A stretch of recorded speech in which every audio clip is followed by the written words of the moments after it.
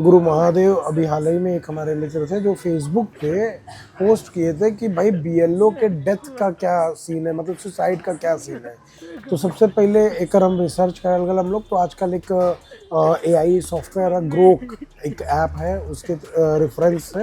तो वो क्या करता है कि वो कई सारे न्यूज़ चैनल्स और एजेंसीज से फिल्टर्ड करके आपको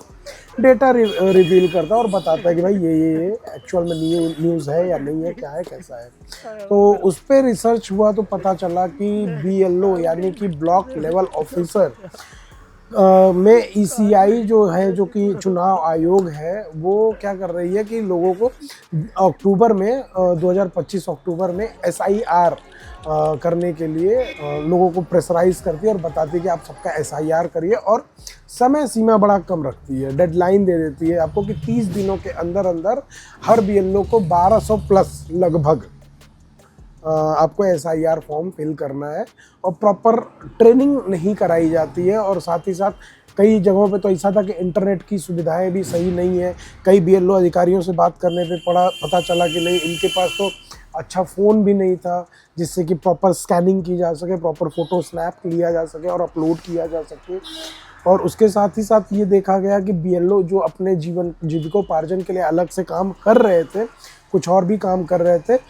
उसके साथ साथ आपको एसआईआर फॉर्म भरने के लिए लगभग 14 से 18 घंटे तक लगातार काम करना पड़ रहा था। और इससे फ्रस्ट्रेट होकर के बहुत सारे बीएलओज ऐसे थे, जो कि अभी डेटा जितना आया है न्यूज़ के माध्यम से, वो लगभग 15 से 20 बीएलओ ने आधिकारिक तौर पे सुसाइड किया है, और बाकी लोगों को हार्ट अटैक और लीवर फेलियर और भी दिक्कतों से लगभग 30 ऐसे बीएलओज आए जो कि जिनकी डेथ हुई है पूरे भारत में। तो अभी क्या है कि इसको साक्ष्य जानने के लिए हम लोगों ने भी रिसर्च की, बहुत सारे लोगों से बातचीत की, तो पता चला कि हाँ, ये इतना कम समय में इतना ज़्यादा वर्कलोड दे देने की वजह से ही ऐसा हुआ। हालांकि जिन जिन बीएलओज का नाम आया है डेटा में, तो यूपी के केवल 5 ऐसे बीएलओ हैं कि जो कि डेथ की नहीं बच पाए हैं, जिसमें कि सर्वेश सिंह 30 नवंबर को किए थे, विपिन यादव 25 नवंबर को, सुधीर कुमार 26 नवंबर, शंकर लाल राजपूत 4 दिसंबर और मोहित चौधरी 3 दिसंबर। और ये सब लोग या तो जहर खा के मरे हैं या तो फांसी लगा ली है।